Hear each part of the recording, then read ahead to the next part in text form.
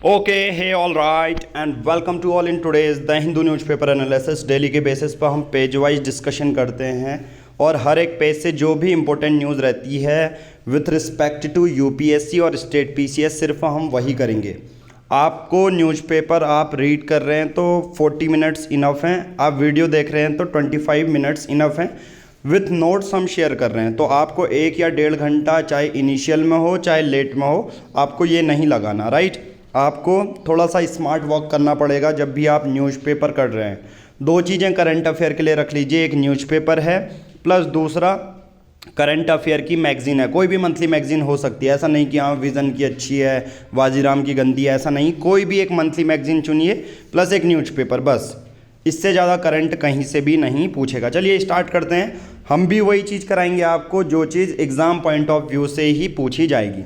सबसे पहली न्यूज़ कर लेते हैं और सभी नोट्स आपको फ्री में मिलने वाले हैं। कहाँ से मिलेंगे अभी मैं टेलीग्राम भी शो करूँगा, बट आप अगर आंसर राइटिंग करना चाहते हैं तो वो 499 रुपीज़ का प्लान है। डेली के बेसिस पे एक आंसर पूछा जाएगा और यूपीएससी और स्टेट पीसीएस टारगेट ही कर रहे हैं तो आंसर राइटिंग बहुत ज़्यादा स्ट्रांग होनी चाहिए।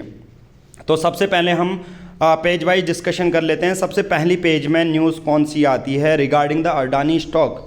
क्या अडानी स्टॉक के बारे में पूछा जाएगा यूपीएससी? नहीं। आंसर है जो भी हाईलाइटेड में पूछा जाता है वही आएगा। जैसे ग्रीन में टर्म्स हैं जो पूछे जाएंगे, येलो जो हाईलाइट में किया रहता हूँ वो सिर्फ करंट की न्यूज़ है। चलो होता क्या है, 24 फरवरी क्या होता है, 24 जनवरी को हिंडनबर्ग रिपोर्ट आती है, यूएस बेस्ड एक रिपोर्ट है। वो कहती है कि अडानी ने स्टॉक का मैनिपुलेशन किया है, यानी कि अपने ही बेसिस पर लोन लेके पहले स्टॉक को कम दामों में ख़रीदा। जब लोग जाते रहे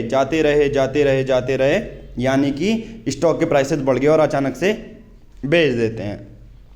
ये हर जगह ही होता है स्टॉक का मैनिपुलेशन, वो और अलग तरीके से भी हो सकता है। अब हिंडनबर्ग रिपोर्ट ने बहुत सारी चीज़ें मेंशन की है पॉइंट में, रिपोर्ट पढ़ने की ज़रूरत नहीं है, बस ये सिर्फ ये जान लो कि स्टॉक का मैनिपुलेशन हुआ है। अब जब ऐसी बात आती है तो जो हमारे सुप्रीम कोर्ट के चीफ जस्टिस ऑफ इंडिया होते हैं जस्टिस डीवाई चंद्रचूड़, ये कहते हैं सेबी से, security and exchange board of India, ये इंडिया का एक इंस्टीट्यूशन है जो भी स्टॉक को मैनिपुलेट करता है ये उनको बचाता है।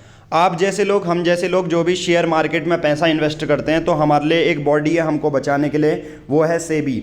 तो सुप्रीम कोर्ट ने अभी सेबी से यही कहा है कि पता करो ज़रा अडानी स्टॉक ग्रुप में क्या ऐसी चीज़ें हो रही है या नहीं, मैनिपुलेशन किया गया है या नहीं। तो हमारे यहाँ से इस पूरी न्यूज़ से काम आएगा सेबी डिस्कस कर लेते हैं। अब देखिए, आपको टेलीग्राम एप्लीकेशन सबसे पहले तो डाउनलोड कर लेनी है, व्हाट्सएप नहीं भी होगा चलेगा। इसमें आप सर्च बॉक्स में टाइप करना है टू द पॉइंट, जैसा ये लिखा है उसको सर्च कीजिए और यहाँ पर फ्री में आपको नोट्स डेली के बेसिस पर पेज वाइज सीक्वेंस वाइज आपको नोट्स मिलेंगे। हमने यहाँ 11 फरवरी का डाल दिया है। दूसरा जो हमारा चैनल है सिविल योगी, इसमें आंसर राइटिंग आपको मिल जाएगी। ये 11 फरवरी की आंसर राइटिंग है। आंसर राइटिंग ग्रुप में नहीं होगी, आंसर राइटिंग होगी पर्सनलाइज्ड वे में। ग्रुप में भी आप भेज सकते हैं, बट बहुत सारे बच्चे ऐसे हैं जिनकी कॉल आते रहती है मुझे कि सर मुझे पर्सनलाइज्ड वे में जो है वॉइस नोट देना है, मुझे ग्रुप में आंसर राइटिंग नहीं करेंगे। वैसे हमारा एक ग्रुप है right with answer writing group का, 499 रुपीज़ का प्लान है। 1 साल में पूरी आंसर राइटिंग करवाई जाएगी, ठीक है। आप गिवन डिस्क्रिप्शन बॉक्स में जो नंबर दिया है उस पर कॉल कर सकते हैं, पूरी इन्फॉर्मेशन ले सकते हैं। चलिए स्टार्ट करते हैं आज का डिस्कशन। तो था क्या, पढ़ना क्या है हमें, SEBI, security and exchange board of India. सबसे पहले तो ये जान लीजिए ये एक स्टैच्यूटरी बॉडी है। स्टैच्यूटरी बॉडी का मतलब होता है कि जब एक कानून लाया जाता है, जब लोकसभा में एक कानून पास होगा, फिर वही कानून राज्यसभा में पास होगा, फिर राष्ट्रपति के पास साइन होते हुए जाएगा, यानी Lok Sabha then Rajya Sabha then president के पास साइन होते हैं, तो वो एक बॉडी जो भी बनेगी वो स्टैच्यूटरी बॉडी कहलाती है। आप कहोगे सर दूसरी बॉडी कौन सी है? दूसरी बॉडी होती है कॉन्स्टिट्यूशनल बॉडी, जैसे यूपीएससी वो पहले से ही बनी हुई है, इलेक्शन कमीशन पहले से ही बनी हुई है, राइट। तो सेबी बनता कब है? 12 अप्रैल 1992 को सेबी का कानून लाया जाता है। तो इसका एक्ट हो गया security and exchange board of India act 1992। Basic function क्या होता है, हमारे इंटरेस्ट को ये प्रोटेक्ट करता है जब भी कोई इन्वेस्टर शेयर में इन्वेस्ट करता है। तो अभी सेबी से ही बोला गया है, अभी क्या बोला गया है, सेबी से ही बोला गया है कि आप इसको चेक करो ज़रा। Now move to the next news. अभी क्या हो रहे हैं, केंद्र सरकार में जो वित्त मंत्री हैं यानी कि निर्मला सीतारमन जी जो फाइनेंस मिनिस्टर हैं, उन्होंने कहा ऐसे राज्य जिन पे बीजेपी रूल्ड नहीं है, जो दूसरे रूल्ड हैं जैसे केरल, पंजाब, हिमाचल प्रदेश, इनसे बोला गया है कि आप क्या करो, जो पेट्रोलियम प्रोडक्ट और ऐसा पूरा बोला गया है कि इरेगुलरिटीज़ देखने को मिल रही हैं। हालांकि ये अभी हमारे काम का नहीं है, बट एक और चीज़ जीएस पेपर 2 में ये हल्का हल्का मैं इन्फॉर्मेशन आपको दे देता हूँ कि हल्का सा टचअप, स्टेट पीसीएस में तो बहुत मुश्किल से, बट यूपीएससी में पूछा जा सकता है कि अगर केंद्र में कोई बीजेपी पार्टी है और स्टेट में कोई नॉन रूलिंग पार्टी है तो उनके बीच में चैलेंजेस क्या आते हैं और उन चैलेंजेस को कैसे हम सॉल्व कर सकते हैं या रिजॉल्व कर सकते हैं। तो बस यहीं पर ये बोला गया। अभी यूनियन बजट 2023 आया था, 2023-2024, उसमें स्टेट्स के बारे में ये बोला गया है कि उनको और ज़्यादा हम फंडिंग देंगे ताकि उनका काम और अच्छे से चले। बट क्वेश्चन ये आता है कि ऐसे राज्य जिनमें बीजेपी की सरकार नहीं है उनका क्या, उनके में निर्मला सीतारमन जी बोल रहे हैं कि इरेगुलरिटीज़ देखने को मिल रही हैं। हालांकि चैलेंज ये यूपीएससी मेंस पर्सपेक्टिव से पूछा जाएगा, प्रीलिम्स में नहीं आएगा। बस आपके माइंड में होना चाहिए, रिपीटेड चीज़ें आती रहेंगी तो आपका खुद ही उतना लॉजिकल थिंकिंग बन जाएगी कि हाँ चैलेंजेस क्या हो सकते हैं। सिंपल सी बात है, पहला चैलेंज, अगर केंद्र सरकार में अलग है, राज्य सरकार में अलग पार्टी हैं, तो दोनों के बीच में सबसे पहला चैलेंज आपको किसका आएगा, वित्त का, यानी कि जिसे फाइनेंस कहते हैं, कि उनको एलोकेशन उतना नहीं मिल पाएगा एज कंपेयर्ड टू जो केंद्र में यानी कि बीजेपी रूलिंग स्टेट हैं उसके कंपैरिजन में दूसरे राज्यों को उतना एलोकेशन नहीं मिल पाएगा। पहला, fund related issue may be arised, right, जो वित्त से रिलेटेड समस्याएं हैं वो खड़ी उठ सकती हैं। Page number 3, industrial output rise moderates to 4.3।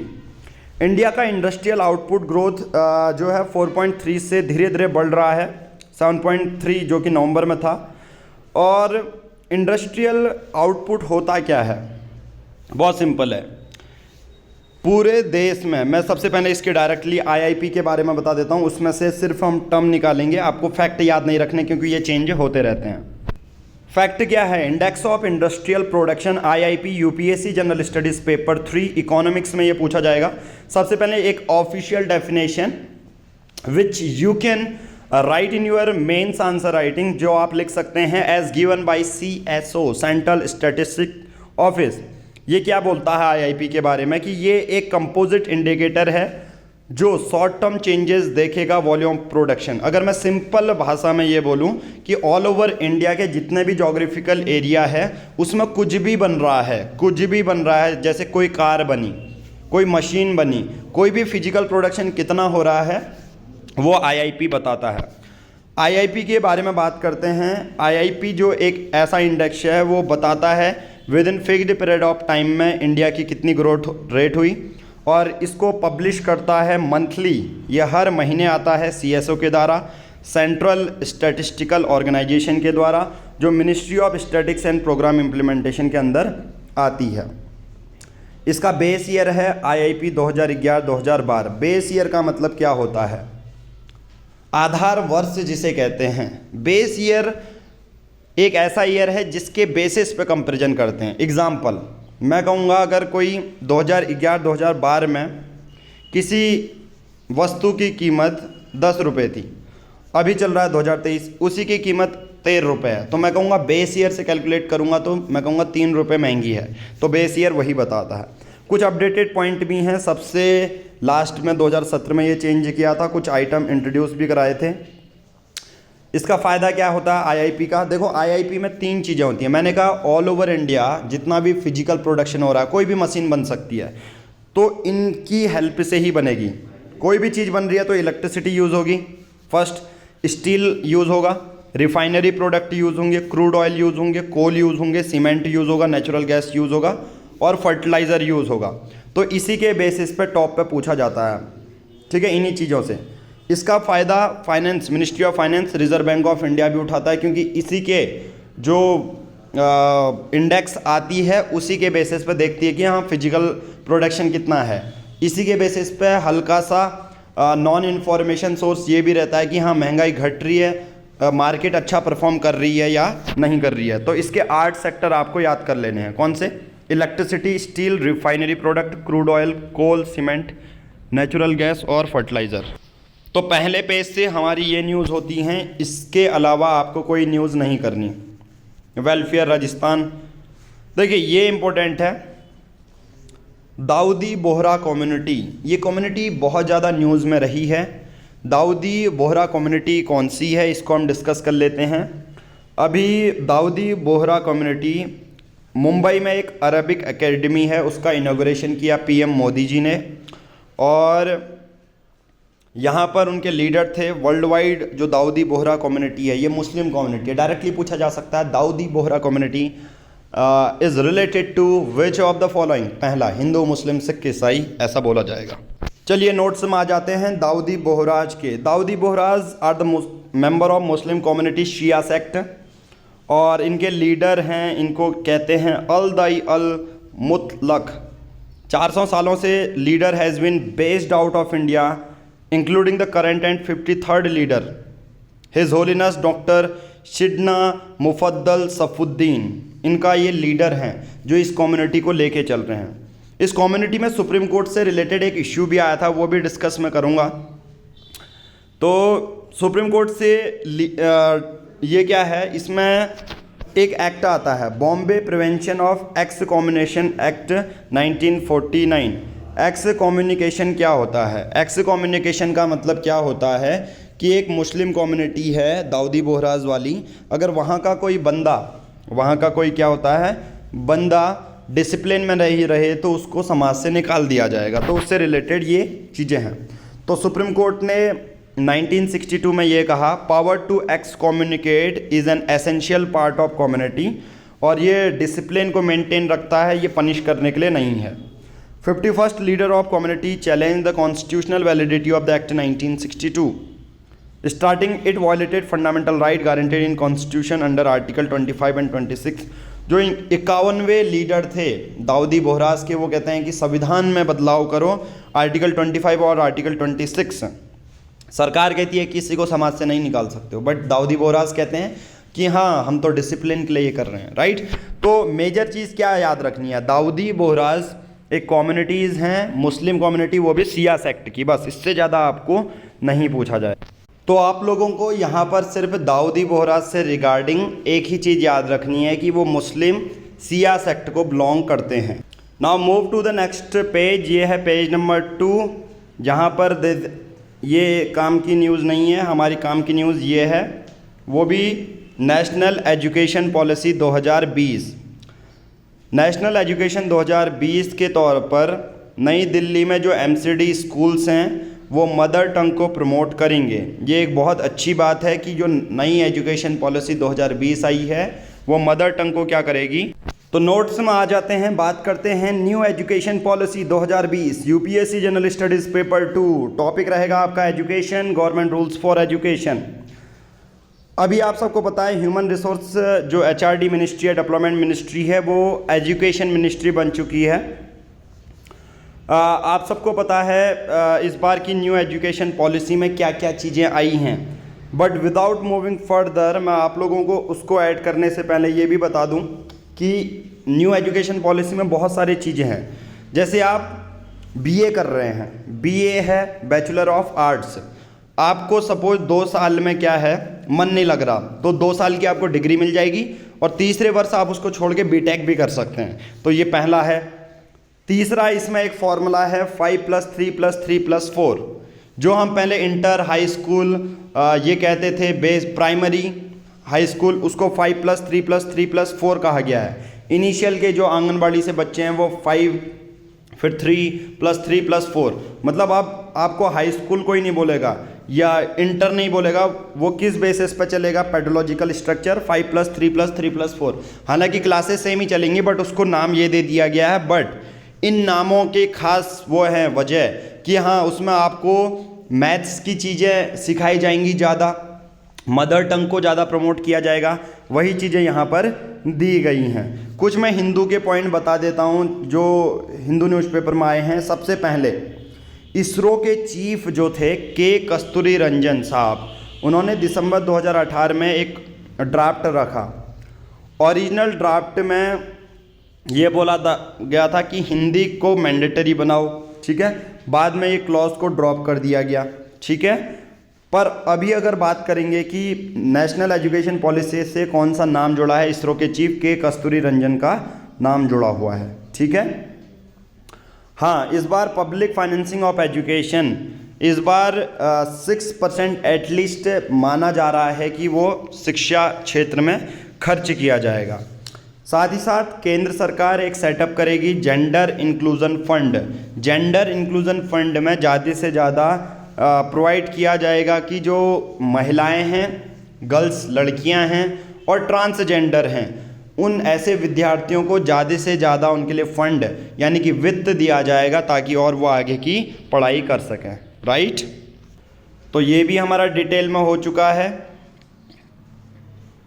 Journalism के लिए वो अवार्ड मिला, ये कुछ नहीं है, ये भी कुछ नहीं है, ये भी कुछ नहीं पढ़ना आपको। हाँ, कल भी हमने पढ़ा था इसरो ने successfully small satellite launch vehicle उससे क्या कर लिया है, 3 सैटेलाइट को भेजा जो कि अर्थ ऑब्जर्वेशन सैटेलाइट है जो कि इंडिया की है। दूसरी एक यूएस की भी सैटेलाइट भेजी जिसको अंतरिक्ष जनुस फर्स्ट कहा गया है, चेन्नई बेस्ड। और स्पेस किड्स आज़ादी सेट 2 भी भेजा गया है। एक अर्थ ऑब्जर्वेशन सैटेलाइट भेजी गई है, तो सिंपल सी बात है वो क्या करेगी, मेट्रोलॉजिकल चीज़ें ये सब पता करेगी, बारिश हो रही है, बाढ़ आ रही है, फसल अच्छी है या नहीं। तो SSLV, तो 2 टाइप के लॉन्च व्हीकल होते हैं, एक होता है SSLV, एक होता है PSLV। SSLV क्या होता है, लोअर अर्थ ऑर्बिट में भेजने के काम आता है, छोटी छोटी सैटेलाइट ले जाता है। PSLV होता है पोलर सैटेलाइट लॉन्च व्हीकल, ठीक है। वो क्या करता है, बड़ी सैटेलाइट ले जाएगा और बड़े ऑर्बिट में फेंकने के काम आएगा, ठीक है। उसके बाद पेज नंबर 4, कोई काम की न्यूज़ नहीं, कोई काम की न्यूज़ नहीं। उसके बाद है एडिटोरियल। नागालैंड में इलेक्शन चल रहे हैं, कोई काम की न्यूज़ नहीं। आज के एडिटोरियल तो ग्राउंड जीरो आता है और एडिटोरियल काम के हैं नहीं। आपको सिर्फ ये याद रखना है, अभी जो भी सरकारी नौकरियों में काम कर रहे हैं तो सरकार एम्प्लॉयमेंट प्रोविडेंट उनको देती हैं। तो एक एक्ट है एम्प्लॉयज़ पेंशन स्कीम 1995, इसके बेसिस पे ये बोला जा रहा है जितनी ज़्यादा हायर पेंशन दे रही हैं उससे EPFO के रिसोर्सेज। तो इस एडिटोरियल में सिर्फ आपको एम्प्लॉयज़ पेंशन स्कीम 1995 याद रखना है, एम्प्लॉय प्रोविडेंट फंड ऑर्गेनाइजेशन। पूरे एडिटोरियल में यही बताया गया है कि हाँ, ज़्यादा से ज़्यादा पेंशन देंगे तो EPFO के रिसोर्सेज ख़त्म हो जाएंगे, 12% मैंडेटरी है। आपको ये फैक्चुअल इन्फॉर्मेशन याद ही नहीं करनी है, आपको सिर्फ ये याद करना है EPFO होता क्या है। आप कोई सरकारी नौकरी में हैं, सरकार आपसे कहेगी आप सेवा दे रहे हैं तो आप 2-2 हज़ार रुपये, आपकी 50,000 सैलरी है तो 2,000 रुपये प्रोविडेंट फंड में डालो। रिटायर होने के टाइम में जब आप हमारी नौकरी छोड़ देंगे आपको बल्क में पैसा मिलेगा। तो पूरा रिलेटेड इससे ही है। नेक्स्ट है लॉ एंड ऑर्डर के बारे में बात की जा रही है। इस बार के चैलेंजेस क्या हैं पुलिस के सामने, DGP के सामने, IGP के सामने। साइबर क्राइम बहुत ज़्यादा हो रहे हैं, क्रिप्टो करेंसी में हो रहे हैं, मैरीटाइम सिक्योरिटी के चैलेंजेस हैं, ड्रोन्स के खतरे हैं। उसके बाद अभी के बेसिस पे the law and order management today would be a good starting point in this context. This subject may appear rather mundane in a world dominated by the technology. यहाँ पर बोला क्या जा रहा है, अब ऐसे क्राइम्स होंगे जो which are dominated by the technology. AI artificial intelligence सबसे ज़्यादा खतरनाक चीज़ अभी मानी जा रही है, एलन मस्क भी खुद कहते हैं। बट क्वेश्चन ये आता है, the police force must mirror the kind of society we live in today. देखना पड़ेगा किस समाज में हम रह रहे हैं, पुलिस को इन्वेस्टिगेट करना पड़ेगा and must be capable of dealing with today's modern antagonist. जो अभी के मॉडर्न एंटागोनिस्ट हैं, जो शत्रु हैं, टेक्नोलॉजी डोमिनेटेड, आपको टेक्नोलॉजी की मदद से ही टेक्नोलॉजी को वो करना है। जैसे बोलते हैं ना, लोहा लोहे को काटता है, पानी पानी को काटता है। ग्राउंड जीरो आर्टिकल से कोई मतलब नहीं है हमें। नेक्स्ट है 3rd Khelo winter games Gulmarg Jammu and Kashmir में होने जा रहे हैं और बात की जा रही है कि इसको हम विंटर ओलंपिक की तरह सेलिब्रेट कर पाएंगे, राइट। नेक्स्ट है सबसे बड़ी बात, lithium deposit Jammu and Kashmir में मिले, जिससे अब हम जो इंपोर्ट करते थे लिथियम, लिथियम एक ऐसा एलिमेंट है जिससे हम बैटरीज बनाते हैं।